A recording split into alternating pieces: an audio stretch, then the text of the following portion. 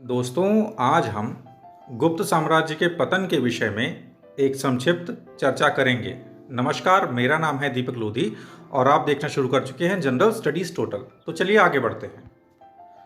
गुप्त साम्राज्य जिसकी स्थापना चंद्रगुप्त प्रथम ने की, जिसकी सीमाओं में समुद्रगुप्त और चंद्रगुप्त विक्रमादित्य ने विस्तार किया, भारत को राजनीतिक एकता के सूत्र में बांधा, जिसके परिणाम स्वरूप लगभग 250 वर्षों तक गुप्त साम्राज्य फला फूला। परंतु कितना भी बड़ा साम्राज्य हो, एक न एक समय ऐसा आता है जब उसका पतन भी हो जाता है।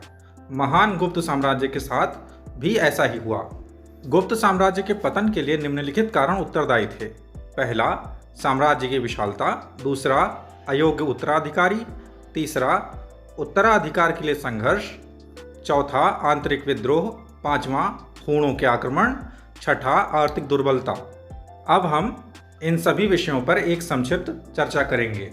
पहला, साम्राज्य की विशालता। साम्राज्य की विशालता के कारण एक समय ऐसा आया जब गुप्त शासकों की योग्यता और प्रशासनिक संसाधनों में कमी के कारण दूरस्थ प्रदेशों में शासन व्यवस्था बनाए रखना मुश्किल हो गया था, जिसके कारण कई सामंतों ने अपने आप को गुप्त साम्राज्य से स्वतंत्र घोषित कर दिया, जिसके कारण धीरे धीरे साम्राज्य का पतन आरंभ हुआ। दूसरा, अयोग्य उत्तराधिकारी। स्कंदगुप्त की मृत्यु के बाद जितने भी गुप्त सम्राट हुए, उनमें इतनी योग्यता नहीं थी कि वह अपने पूर्वजों के बनाए हुए विशाल साम्राज्य की सुरक्षा कर सकें।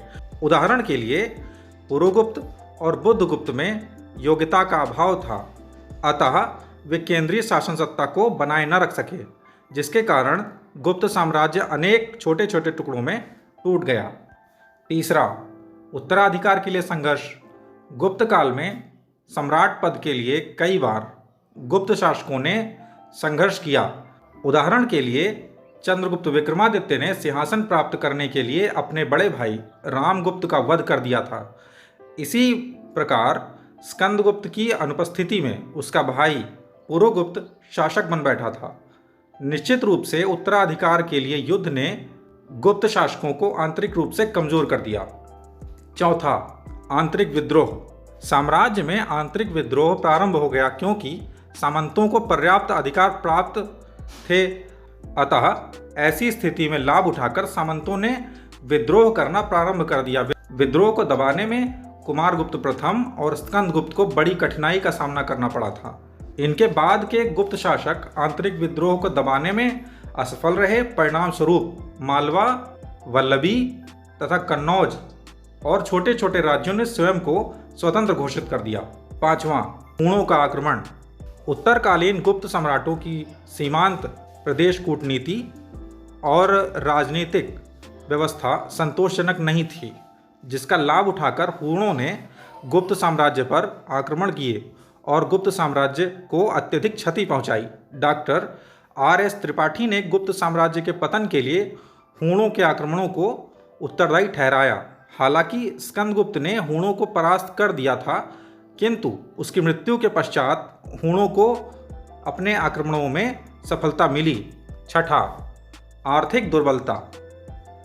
स्कंदगुप्त के लगातार हूणों से युद्ध में रहने के कारण राजकोष पूर्णतया खाली हो गया, अतः ऐसी स्थिति में गुप्त साम्राज्य का पतन होना स्वाभाविक था।